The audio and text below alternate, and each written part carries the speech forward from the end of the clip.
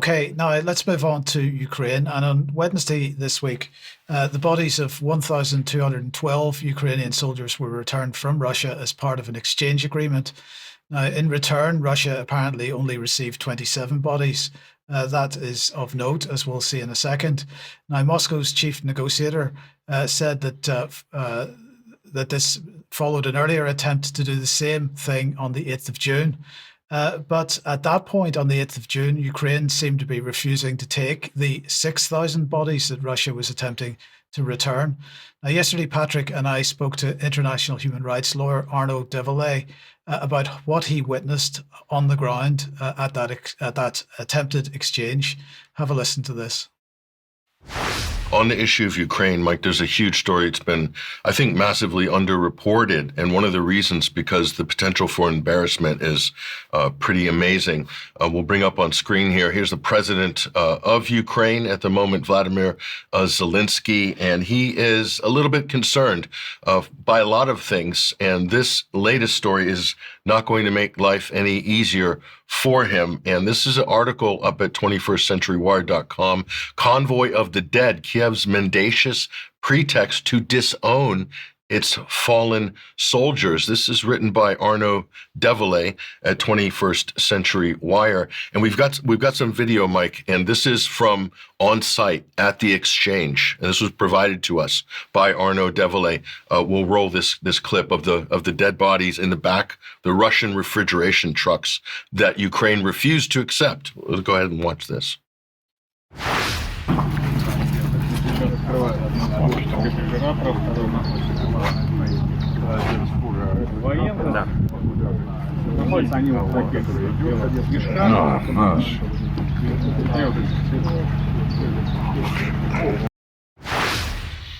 So that was at the border near in the Bryansk region there, and this up on screen. We'll bring this as well. This is a fellow here wearing a mask in front of this truck here at the body exchange site. Actually, we've got this person on the line, live on the call with us right now from the region is Arnaud Develay joining us. He is an international human rights lawyer, an author, and a journalist joining us on the live link right now. Arnaud, how are you? Hello, Patrick, and hello, Mike. How are you? This is an incredible story, Arnaud. So you were at the exchange site. Just describe us the scene of what happened, and then let's put this into context.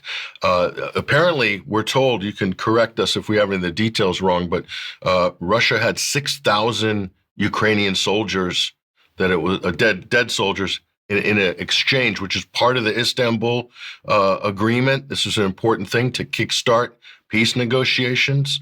And for some reason, the Ukrainian government, Zelensky, didn't want to know. Budanov, I think the head of intelligence, said, "Oh, we'll take it sometime next week, but we're not sure." Can you explain to us what went on here? Go ahead, Arnaud. Yes, well, it all started, as you mentioned, in the renewal of negotiations, quote unquote, negotiation in Istanbul. Why do I say quote unquote?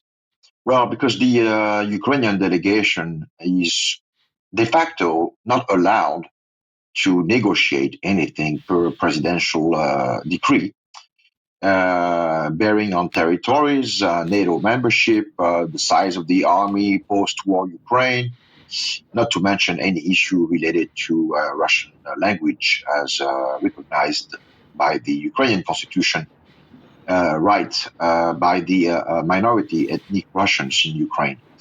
The only thing they were allowed to discuss with the Russians, and one can surmise that this was a nod to Donald Trump, just to make sure that Donald Trump would not be miffed by a complete lack of cooperation from the Ukrainians, was to discuss the issue of swapping prisoners of wars.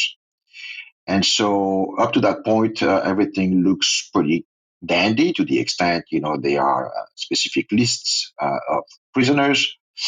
When it got dicey for Kiev is when Russia, as a sign of good faith and unilaterally offered to give back to Ukraine upward to 6,000 of its fallen soldiers. This was somewhat of a shock to the Ukrainians. Why was it a shock? For the simple reason that, by and large, the crews, the people who are in the battlefield, trying to dodge drones and or artillery shells in order to recover the bodies, are Russian soldiers. The Ukrainians do not retrieve their bodies. So this was actually a shock, and I guess the number must have been also overwhelming. And so the delegation, or Kiev by extension, basically stonewalled the Russians. But the silence basically implied that they were not opposed to it. And so on that basis, the Russians decided to basically bring along to the border upward to 6,000 soldiers. So the 4 trucks that you see, if you have the pictures, contained about 1,200 of those 6,000 fallen Ukrainian soldiers. The remaining being stored in a refrigerated train nearby. And so the Russian side essentially informed their Ukrainian counterpart that they would be really ready to proceed with the transfer. This was last Sunday.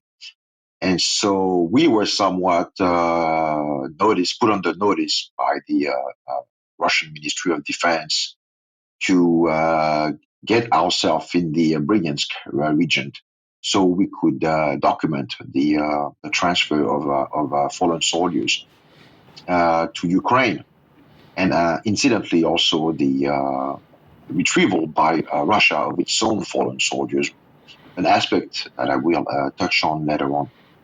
And by the time we got there, essentially nothing happened, and it was dead silence. And so the officer in charge of the transfer essentially attempted to get the Ukrainians to commit to some kind of promise to come and retrieve their fallen, and basically it was met with complete silence. And obviously, after a while, we understood what the configuration was to be like, and so we left, not without, of course, filming some of the corpses, which you have to understand, for some of them, if not most of them, are extremely damaged. They've been left sometimes days at a time in the kind of no man's land between the two armies, exposed to weather conditions, exposed to rodents, exposed to stray raging dogs. They have been by and large extremely damaged, and it took the Russian, all the latest, most advanced forensic technology to identify some of those people. And so, to the extent there was only 1,200, as a first batch of 1,200, those were people that were listed, the names, the ranks, were provided to the Ukrainians. So there was no, attempted attempt. This was no attempt to somehow trap or embarrass the Ukrainians. But the idea was also to basically provide, in accordance with the Geneva Convention, a proper, Russians would say, Christian burials to those people, and to bring closure to the families. And so, to the extent this did not happen the way it should have happened, was somewhat of a shock. But one has to understand that the Ukrainians obviously were surprised by the offer of the Russians, not least of which because of the sheer size of the batch, and also because this implied that per Ukrainian law they would have to provide compensation, financial compensation to the families. And it turns out that the monies that were allocated to the Ukrainian authorities, often by their Western curators, was dilapidated and disappeared in the pockets of the very people who were supposed to be putting it aside for such events.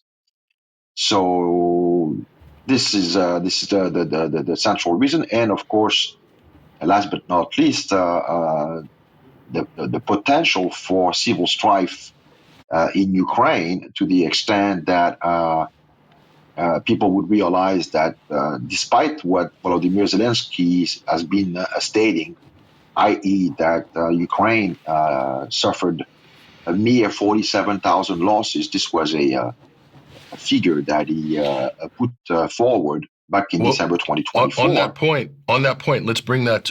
We'll bring that up on screen actually. So this was the last sort of official statement, as it were, from the government in Kiev. Here, this is an article in Politico, Mike, from December of 2024, and what he's saying here, and this is their sort of official number at the time: 43,000 Ukrainian soldiers have been killed and 370,000 wounded. That compares with the alleged 600,000 Russian dead that they've reported for Russia, or that Russia's reported on the Ukrainian side. So a huge disparity there. And on the compensation side, and this is where the scandal gets interesting, there's a lot of different estimations. I mean, this is from one source we have from a Ukrainian website saying that the compensation ranges from 290,000 per family, upwards of 540,000. I mean, that's on the high end. The low end I've heard is 50,000 per family. There's a lot of different estimations, but based on the 6,000 dead that were to be exchanged here that Ukraine didn't want, if you multiply 6,000 times $50,000 US, that is $300 million. And so a huge disparity there in terms of budgets. And what you said, Arnaud, and we'll come back to Arnaud on this. But so the bottom line, Arnaud, is there's an incentive here not to report the fallen. There's a financial incentive, A, because the money's gone, and B, they just wouldn't want to pay it out anyway. So they've made this promise to sell the war, to sell conscription, to sell participation in this fight, and the families generally would accept it if they knew there was a huge compensation payout at the end. And now we see evidence that Ukraine doesn't want to pay the compensation. And that, to me, is a huge scandal, because there's a financial incentive to downplaying the casualty numbers and not reporting official dead, reporting them, quote, as missing. Is that how Ukraine is managing this? Yes, pretty much. This is what's called an illusory promises. Basically, you're trying to entice people to sign up. I mean, we've seen those scenes of young people, young male, and less young people being literally snatched out on the streets of Ukraine. But the idea initially was that, yes, there would be a financial incentive for you to sign up. And to the extent you were to fall defending your country, your family would benefit from a substantial financial compensation package. And obviously, Kiev is trying to have its cake and eat it too. And this is actually, yes, the central issue here. That, and also it's also a public relation disaster waiting to happen, because some of the Kiev senior officials have gone on record trying to minimize the level of casualties. And if the 6,000 is any indication to go by, and I basically suspect that the Russians have a lot more in storage in their own morgues. And that this would be interesting, because since Sunday, yesterday, Wednesday, for a change, Budanov kept his word. They actually retrieved their dead, and they provided the Russian with 27 of their fallen. So you've got a ratio of 1 for 45, essentially. 27 Russian bodies versus 1,212 Ukrainian bodies. That's a snapshot of this conflict at the current time, at the key moment. And it does not look remotely consistent with what Kiev has been saying all along. So this is, to me, this is a bomb waiting to explode. Some people, military historians and or observers of various conflicts, have often pointed out to key battles as the turning point of the war. I personally think this could be the what you call it, the dam that once it's cracked open would more basically put Kiev into such a defensive against the wall position that this could really unravel, make everything unravel for the Kiev regime. Arnaud, a question for me on this. You were talking about potentially 45-1 in terms of casualty numbers. What I was interested to see if you had any insight on is that because actually that's representative of what's happening on the battlefield, or is it the case that actually the Russians are being much more careful about how they handle the injured and the dead on the of Ukrainians than the Ukrainians are of Russians? Is it perhaps the Ukrainians, is it part of it at least, that the Ukrainians are treating the dead with disrespect? Yes, that's actually a very good question, Mike. The Ukrainians have not been known to try to preserve human life by and large, i.e., this war being characterized as a human meat grinder. Whereas the Russians, and there's been a lot that's been reported about how when Prigozhin was alive, they would basically, get those convicts, out in the battlefield, and that would somehow be, kind of used as a way to reach military objectives in a way that could be sold to the Russian public, to the extent those people were by and large people leading bad lives. But the Russians, by and large, and that includes the Wagner PMC, always took great care of making sure that everybody was well equipped and not sent into reckless military maneuvers. Whereas on the Ukrainian side, it's more, since the war is being waged more on a PR level, as long as they somehow plug the proverbial holes within, along the front lines, it doesn't really matter whether or not conscripts are being cared for to the same extent that you would expect. And Arnaud, that is an excellent point. In addition, Arnaud, we have the Germans were accepting some of the Ukrainian dead into their, what I would probably think is a bigger, well-funded, better resourced morgue facility, and they invoiced the Ukrainian government. And our understanding is that the Ukrainian government didn't want to pay the invoice to the German morgue. I mean, that came out this week as well. Can just briefly, quickly, I want to get on to the Red Cross, but quickly, can you verify if that's true or not?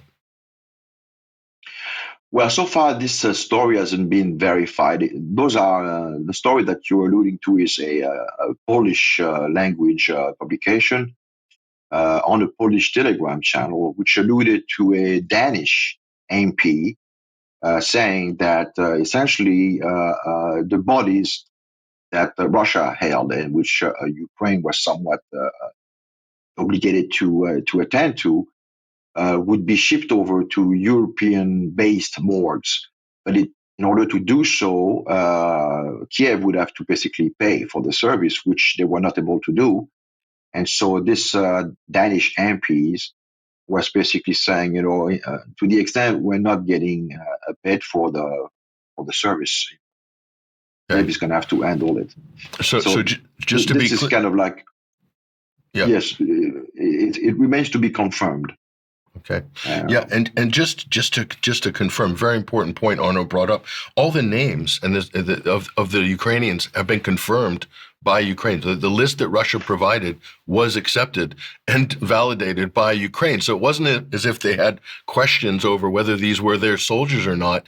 That was agreed upon. Then they just refused to accept the body. Now, this brings up an interesting international law and human rights dilemma, which Arnaud will be able to briefly comment on before we go. But we'll bring this up. And this was tweeted actually, Mike, in May 15th by the Ukrainian Red Cross Committee, of all people, and basically saying the Geneva Conventions preserve our humanity during war. And there's two parts of this list that I want to bring to our attention. The first is the dead deserve dignity. And again, this is the International Red Cross. And here we are. The other one is families know the fate of missing loved ones. And so I think these are two very pertinent, important points. Briefly, Arnaud, because we only have a minute or two left, but I thought that was interesting. And I believe you've also contacted the Red Cross Committee for comment on this very issue. Have they replied to your query yet? But go ahead, briefly, Arnaud. Well, they haven't replied specifically, but obviously to the extent they were present at the site yesterday, they took this calling them out on Twitter quite seriously. And I called them out not once, but twice. But what's interesting, and I believe that this is only the beginning, this exchange yesterday set a precedent. And to the extent I think Russia has, again, tens of thousands more of those bodies, this is going to become a situation where there's no turning back. What would be the justification now? Russia will continue providing a detailed list of the fallen Ukrainian soldiers that they have in their custody. And so this is, again, going to be, as time goes on, this has opened a breach, so to speak, in this PR shtick, of Kiev. And I believe we are going to be seeing more and more of those exchanges to Kiev's dismay. And this basically brings into focus also how the Ukrainian branch of the ICRC has somewhat been extremely non-vehement vis-à-vis Kiev, as far as prompting them to seek their fallen. And this, unfortunately, does not look very good for them. And that's another scandal within a scandal, Arnaud. So just here's the article here. The convoy of the dead, Kiev's Mendacious, Pretext to Disown its own fallen soldiers, by Arnaud Develay. Arnaud, I want to thank you for bringing us this story, also for providing the video clips as well. But we really appreciate it. Thank you for coming on the UK column. And as yet, still no word from the Red Cross Committee in Ukraine. Yeah. So if we do get any answer from them, of course, we'll share that with you on another program. Yes. Okay. Thank you, Patrick. And thank you to Arnaud as well for joining us once again. Mark, let's come back to you.